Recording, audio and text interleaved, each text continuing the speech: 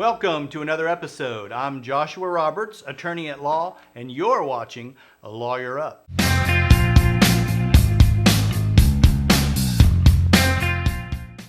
In this video, we are starting a multi-video series on family law. Today, in this particular video, we're going to be talking about marriage. What are the requirements to get married, and how do your rights and obligations change the second that you say I do? From there, we're going to move on to divorce, and we're going to have a video on the separation of assets and debts, and then a separate third video that's going to deal with child support, custody, and visitation issues. Remember, if you learned something during these videos, hit that like button. Don't forget to subscribe to the channel if you want to know more information about other legal topics. Finally, if you've got a comment or something to say, put it in the comments below. And remember, I am a lawyer, but I am not your lawyer. If you need legal advice specific to your situation, you need to lawyer up with an attorney in your area. Now, when we talk about the topic of marriage, you have to realize that the laws are different in every state. So you want to make sure to pay particular attention to the law of your state. But we're going to hit the highlights of the law that's generally applicable in most of the jurisdictions. Now, the requirements to get married are two. Number one, you need to get a license, a marriage license. Number two, you have to go through what's called solemnization. It's kind of a tricky word. It just basically means a ceremony. So let's talk about the license issue first.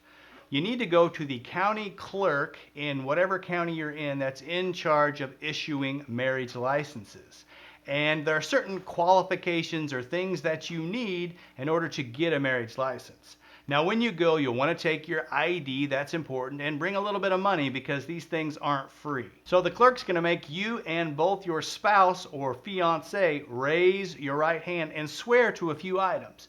The first of which can be verified by your ID, is your age. If you are 18 or older, you can do whatever you want. You're an adult and you can get married if that's what you choose to do. Between 15 and 17, you're going to need your parents' permission to get married. And if it's 14 or below, you need a court order and a judge's permission to get married.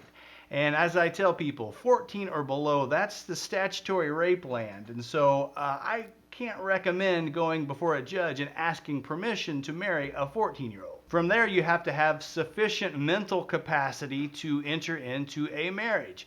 And it's a very low threshold. You just basically have to understand what the concept of marriage is.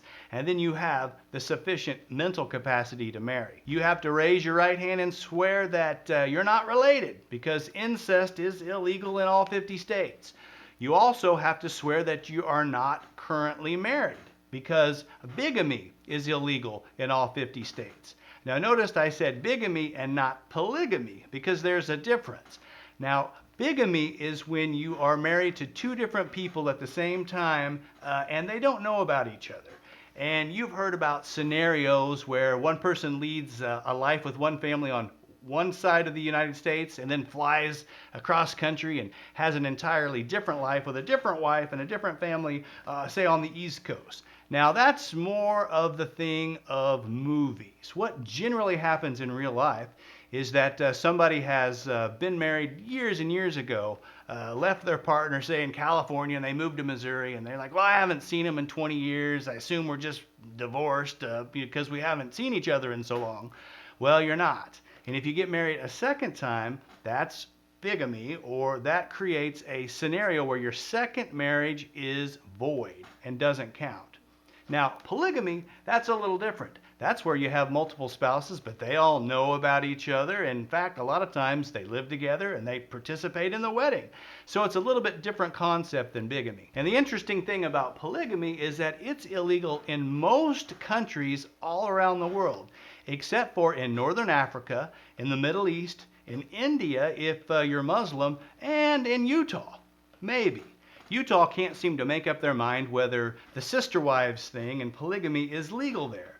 Right now, as I sit here, it is technically illegal in Utah. However, in February, a legislator introduced a bill to decriminalize polygamy. So there are a few places in the world, none in the Western Hemisphere, except for maybe Utah, or you can engage in a plural marriage. After you swear to those things, the clerk will issue you a marriage license. And in half of the states, there is a waiting period. Now, it's not a long time. In a lot of states, it's 3 days. The longest waiting period is Wisconsin, which is 6 days. You have to wait that period of time until you can actually enter into the ceremony to finalize the marriage. There's also a cap of time. These marriage licenses aren't good indefinitely. Some states are as short as Oklahoma, which is in 10 days from the issuance of the license, you have to get married. Most states it's 30 days, and in some states it's up to 60 or 90 days. So that's the license component. Now let's talk about the solemnization of the marriage. Now that word solemnization is a kind of a funny word. Now it's not sodomization. That's a completely different word. Sodomy is a different ceremony that the last time I checked did not require a license. No, we're not talking about that. We're talking about solemnization, which essentially is just a ceremony or a wedding. It's where a third party ratifies that you actually do want to get married. It's this party that fills out the marriage certificate and sends it into the state. Now, any member of any clergy that is in good standing, and that can be an active pastor or preacher or a retired one, can marry you. And your ceremony can be a great big production and a big wedding like we see on TV, or it can be as simple as going down to the courthouse and getting married in front of a judge, because any judge also has the ability to marry you. And some people ask, why is there a two-step process to get married? Well, I think the legislature, when they enacted the laws, wanted people to think about and pause for a moment before they got married to make sure that was something that they wanted to do. And they didn't pull a Ross and Rachel from Friends when they got drunk in Vegas and then got married later that night. In my practice, I've only had one couple ever come in and ask for legal advice about getting married. But it was an interesting scenario. It was an older woman and an older gentleman, and they were living together, and they mentioned that they were going to church and to Sunday school, and their religious beliefs were that they should get married. They said they were getting a little bit of pressure from the pastor and from other members of their Sunday school to actually marry. Now, the lady was a widow, and she was the beneficiary of a retirement account that was in her late husband's name. And the particulars of this pension were that it would be discontinued or ended if she got remarried. So they sat in my office and they said, well, we want to get married, but we don't want to get married. So at the time I said, well, let me sleep on it for 24 hours, come back tomorrow, same time, same place, and I'll have a solution for you. And when they left the office, I did not have a solution for them. But I did a little research and I did sleep on it. And when they came back in, I said, here's what we're going to do. You're going to send out your invitations. You're going to have a big church wedding. Your pastor's going to marry you. You're just not going to go and get the marriage license. And so that's exactly what they did. They had the wedding, and so in the eyes of God, they were married. In the eyes of their church and the Sunday school class participants, they were married because they went through the marriage ceremony. However, in the eyes of the law, because they never picked up their license, they were not married. And she could continue to receive the benefits of her late husband's pension because she wasn't legally married. Now that brings me to common law marriages. These are totally different. You don't have to have a license and you don't have to go through a ceremony. In fact, if you're shacking up with somebody for X number of years, it varies from state to state, and you hold yourself out as married, then you are married in the 10 states that recognize common law marriages. And I'm just going to read those to you now so you know which states. Common law marriages exist in Alabama, Colorado, Iowa, Kansas, Montana, New Hampshire, Oklahoma, Rhode Island, South Carolina, Texas, Utah, and Washington, D.C. So if you're shacking up with somebody in one of those locations, watch out. You may have to get a divorce even though you never got married. Now, the first thing that a lot of women do right after getting married is they change their last name.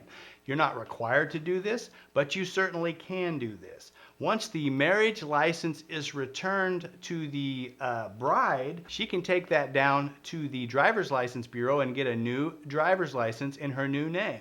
She'll also want to get a new Social Security card. And with those two cards, you can make almost all the other changes that you need, say to a passport, to your credit cards, on utility bills, on bank accounts, or whatever else you might need to change your name into the name of your new husband. Now, legally, there are certain things that happen the second that you say I do. The rights and duties and obligations that you have as a married person changes as soon as that license is registered with the state. How you hold and transfer assets has suddenly changed. Your responsibility for your debts and debts of your spouse has suddenly changed. And you now have a duty to support the person who you married. And there are advantages under the law to being married. For example, there is a unique way married couples can hold property called tenancy by the entireties. And we'll talk about that a little bit later, but that is a beneficial way that married couples and only married couples can hold property. You can also file a joint tax return. Now, this could be an advantage. It usually is if you have a single income marriage. It usually is a tax penalty if they're both earning wages in the marriage. You become eligible for health care benefits through your spouse that you weren't eligible for when you were just dating. And you now have an automatic legal right to inherit, at least in part, from your spouse, which means the flip side of that is that you can't disinherit entirely a spouse that you're married to. But more on that a little later. The main obligation that you incur when you get married is that you have a duty to support your spouse. Now, we're all familiar with the duty to support your children, which is manifested when you get a divorce through child support. That's what that is. But while you're married, you also have a duty to support your spouse. So you can't leave them destitute. You have to provide for the food, clothing, and shelter of your spouse. Now, this takes on particular significance later on in the video when we talk about responsibility for your spouse's medical bills. But before we get there, let's talk about assets and how a married couple can hold assets. The concept is called a tenancy by the entireties. Tenancy meaning ownership and entirety meaning the entire amount. And the easiest way to think about this is when you get married, two individuals fuse into one legal entity. You're an inseparable single entity under the law, and it allows you some benefit in the way that you hold title. The benefit of holding title in a tenancy by the entirety is that the individual creditors of any one spouse can't attack that particular asset. And what I mean by that is if my wife and I own our house and both of our names are on the title as tenants by the entireties, then any individual creditor of, say she has a credit card debt she took out in her name only, that creditor can't attach or garnish or execute against any asset that is titled in either of our names. So that's a benefit to being married. And this is different than just two regular people owning a piece of property. If you and I own a piece of real estate, we're joint tenants. We're not married, so we don't get the benefit of the tenancy by the entirety. If an individual creditor comes in of yours, they can actually attach to the asset that you and I jointly own, break your portion apart, and then execute against it or take it from you. That doesn't happen with tenancies by the entirety because each individual owns the entirety of the property. Or as we mentioned before, you're one unit together. Now there's one major exception to this, and we'll get to that when we talk about medical bills in just a minute. First, let's talk about debts. And I get this question quite a bit. And it is, if I get married, am I responsible for my spouse's prior debts? And the answer is you're not. You were not married to them at the time they incurred the debt. You didn't sign up to be responsible for the debt. So you're not automatically responsible just because you get married for the debts of your fiance or then to-be spouse. And that concept actually continues after the marriage. If your wife goes out and takes out a credit card in just her name and you don't sign on it, then you individually are not responsible for that particular debt. And the creditor of the spouse can't go back against any property that is owned by the tenancy by the entirety or by the married couple itself. Now, this sounds like a way to protect assets from creditors, but creditors do have the ability to go after any asset that's in the individual spouse's name, and they can always garnish wages. Those are never earned in a tenancy by the entirety's capacity. So even though you can say, well, our joint assets are safe for that individual creditor, they have ways to go about garnishing wages and garnishing any assets in the individual spouse's name to collect on the debt. This concept is why most significant debts and most mortgages or loans to buy a piece of real estate, they require both spouses to sign. Sometimes you'll say, well, I just want this to be in my husband's name. And they might do that on the title. But when it comes down to the promissory note and who signs on the dotted line for the loan, they want the husband and the wife both to sign.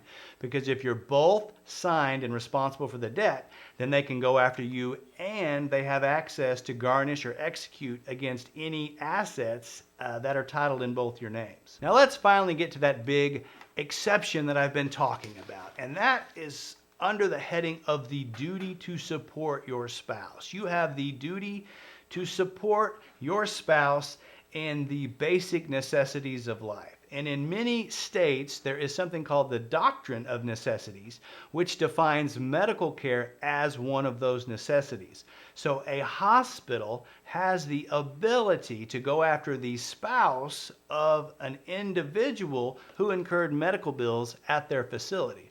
And let me give you an example of how this plays out. Let's just say you're married and your spouse gets into a car accident and is taken to the hospital. And they perform a bunch of services and medical necessities on that individual and save their life. And then you get a big bill in the mail. And you say, well, wait a minute. Now, I wasn't involved in this, and I didn't sign on the dotted line. I didn't agree to any of these things. Why should I be responsible for the debt?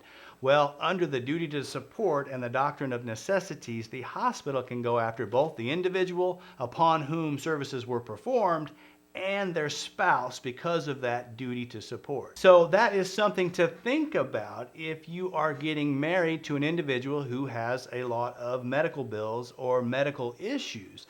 You're not going to be responsible for any of the medical bills prior to getting married, but you may be and probably will be if the state that you're in adheres to the doctrine of necessities and the hospitals are able to go after both spouses for the medical bills incurred by any one individual spouse. Now, the last thing I want to touch on is an annulment. Now, an annulment is different than a divorce. A divorce is the separation of that single legal entity after it's created.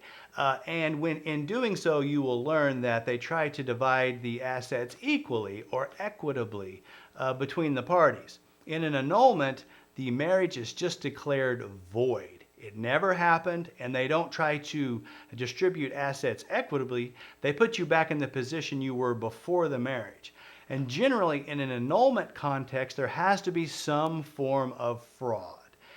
Back in law school, the case that illustrates this point is one where a couple got together and they waited until their wedding night to engage in sexual activities.